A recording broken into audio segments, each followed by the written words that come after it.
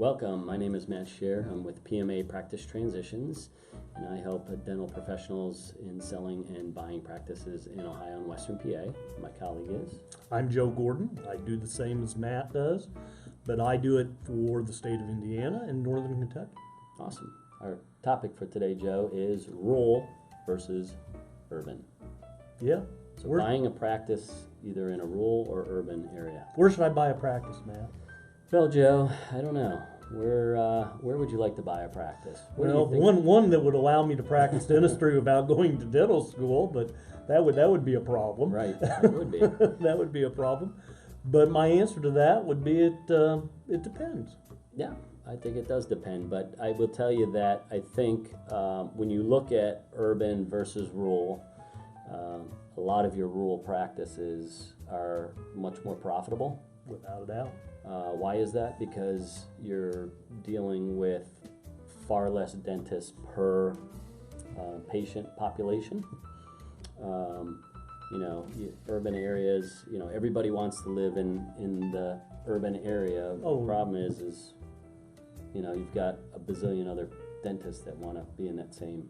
There are places in Indianapolis where I almost feel like there's a Starbucks on every corner and a dentist on every corner.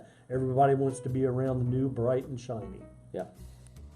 I would say if you're looking to buy a practice, that you definitely have to consider a rural area.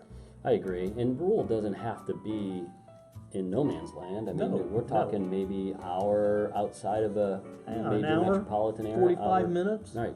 Depending upon where you live and what the road conditions are and traffic patterns, it can actually be, a blessing to be out that way. And keep in mind, I think in today's society, most people drive a half hour to an hour to work every day.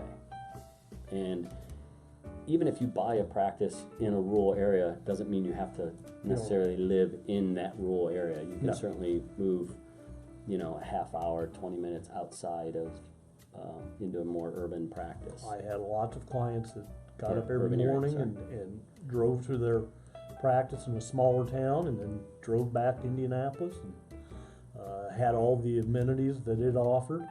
But they, in a small rural area, you don't compete, as Matt said, so much for patients. Right.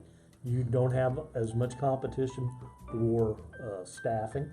Staffing's usually stays more consistent. Yep, a lot less expensive. And it's less expensive on your facility costs, whether you're buying a building or renting a building. Absolutely. There, which just adds to your profitability. And depending upon where you're at, even the thought process of the people that live there is different. You'll probably have more fee-for-service and cash business than you will people with PPO or PPOs. It just all makes a big difference. So when you're looking at a practice, please do not discard rural practices. No, I think they're wonderful. I see more and more of them come up for sale, and I think people are really need to consider them. No, I agree. I can't agree with you more. I think I always used to preach when I was in the banking world that look at rural practices. Don't rule them out. You can basically print money and not have to work as hard than in an urban area. So just a consideration. That's all we're talking about is consider it. Look at all your options when you're looking at buying a practice. Again, doesn't mean you have to live in that rural area. You can live 30 minutes, 45 minutes even.